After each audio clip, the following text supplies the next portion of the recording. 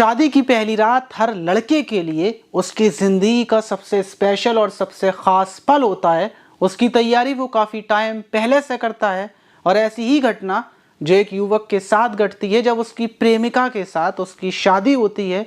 तो शादी की पहली रात पर उसकी खुशी का कोई ठिकाना नहीं था, लेकिन जब वो अपनी प्रेमिका से मिलता है शादी की पहली रात पर ही, तो उसकी प्रेमिका जो उसकी पत्नी थी, नई नवेली दुल्हन, उसकी हत्या कर देती है, उसको मौत के घाट उतार देती है।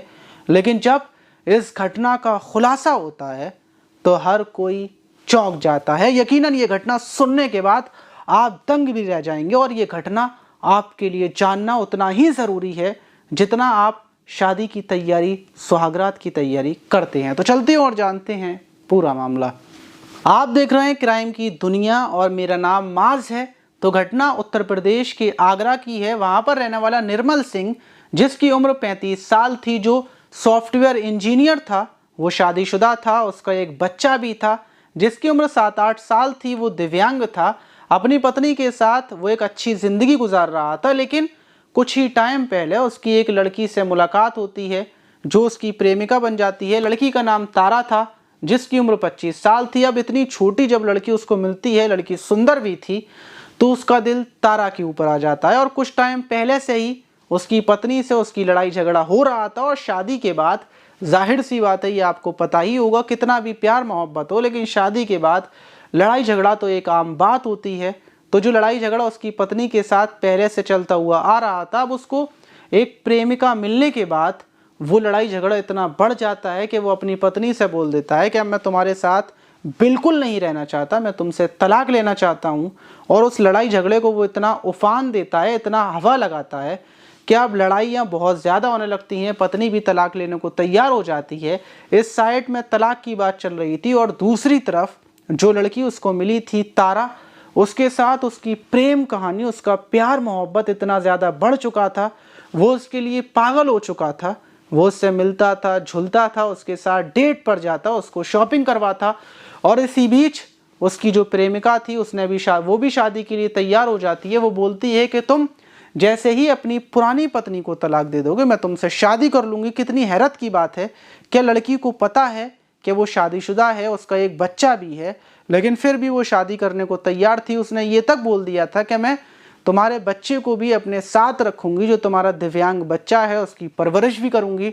युवक ये सुनकर पागल हो जाता है। बस वो फैसला कर लेता है कि इससे अच्छी लड़की, इससे संस्कारी, इससे ज़्यादा प्यार करने वाली लड़की मुझे नहीं मिल सकती। मुझसे एक गलती हुई थी जो मैंने उससे शादी की, पहले वाली पत्नी से, और अब मैं उस गलती को सुधारता हूँ उसको तलाक देकर।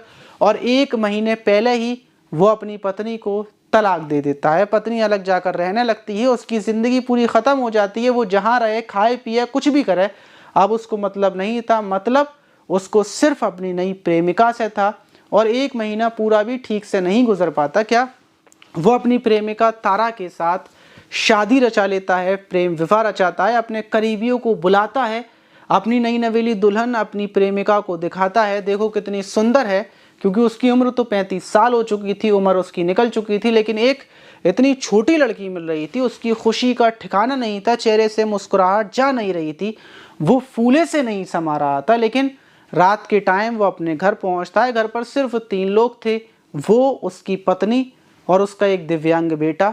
वो अपने दिव्यांग बेटे को बाहर सुलाकर अपनी नई नवेली दुल्हन के साथ रूम में चला जाता है और रात को सुहागरात मनाता है। लेकिन जब सुबह होती है तो वो बाहर नहीं आता। उसका जो दिव्यांग बेटा था वो अपने पिता के रूम के पास पहुंचता है, उसको खोलता है तो सामने ही पिता सो रहा था।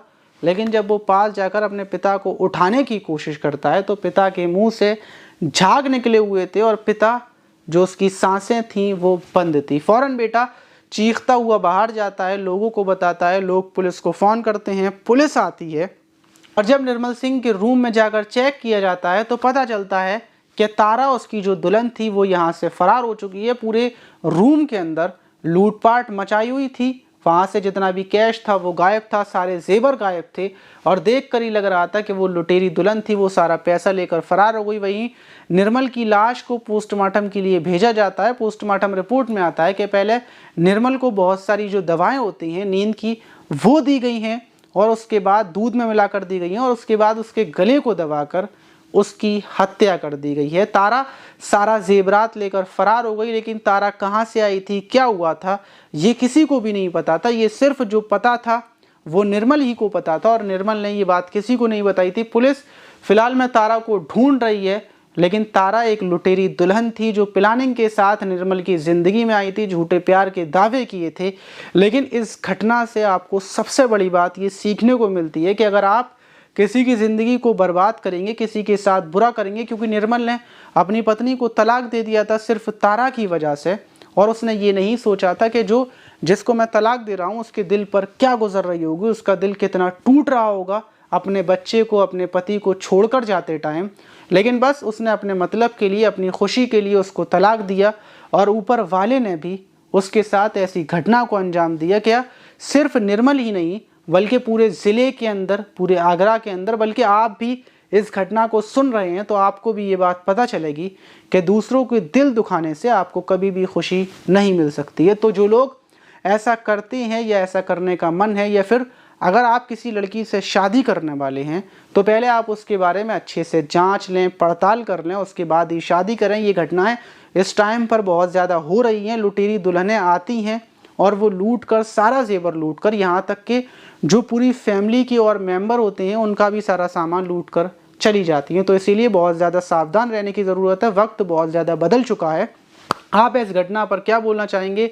तारा को ढूंढने के बाद क्या सज़ा मिलनी चाहिए? और आप देख रहे थे क्राइम की दुनिया। मेरा नाम था माज। वीडियो को थोड़ा सा लाइक और चैनल को सब्सक्राइब ज़रूर कर दीजिएगा अगर आपको हमारी वीडियोस थोड़ी सी भी, ज़रा सी भी ठीक ठाक लगी हो। तो जब चलते हैं और मिलते हैं किसी और वीडियो में।